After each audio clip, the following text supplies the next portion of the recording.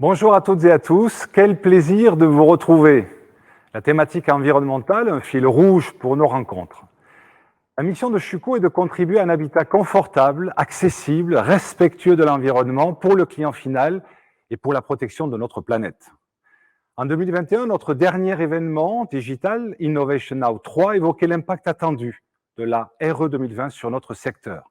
En 2022, notre événement Innovation Now 4 du 26 avril décrivait la responsabilité élargie du producteur, REP, et apportait des solutions concrètes portées par notre filière pour participer activement à la transition énergétique.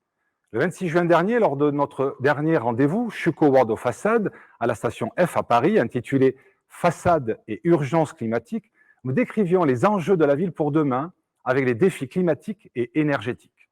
Aujourd'hui, au moment où s'achève la COP27, la transition climatique et énergétique sont au centre de l'actualité.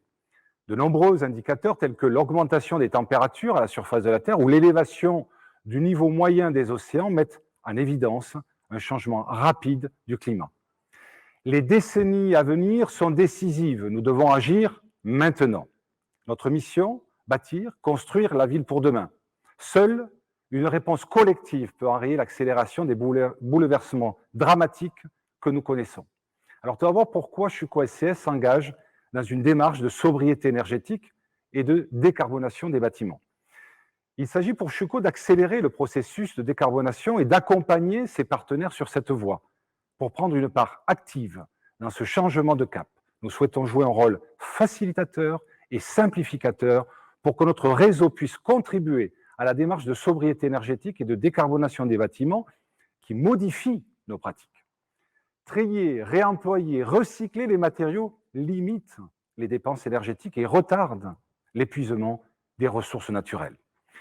Parmi les réglementations qui structurent notre filière sur la voie d'une pratique écologique et économique, la REP, responsabilité élargie du producteur des produits et matériaux de construction du bâtiment, va entrer en vigueur le 1er janvier 2023. Cette REP définit la création d'éco-organismes prenant en charge le tri, le recyclage et la valorisation des déchets de la construction. Ils seront financés par une éco-contribution sur les matériaux qui seront répercutés sur le prix des produits. Cela implique que pour les metteurs sur le marché de ces matériaux d'adhérer à un éco-organisme. Chuco a engagé et travaillé en amont de l'application de la REP avec l'éco-organisme Valobat, qui a été créé par et pour les professionnels du bâtiment, dont nous sommes membres via le SNFA, le syndicat de la menuiserie aluminium. L'objectif de ce webinaire Innovation Now 5 est de vous inviter à vous engager dès maintenant dans ces démarches responsables, facilitées par la mise en place d'une offre Chuco Valobat, qui d'une part intègre un accompagnement administratif à votre adhésion à Valobat, et dans un second temps de créer les conditions logistiques de récupération des menuiseries de fin de vie.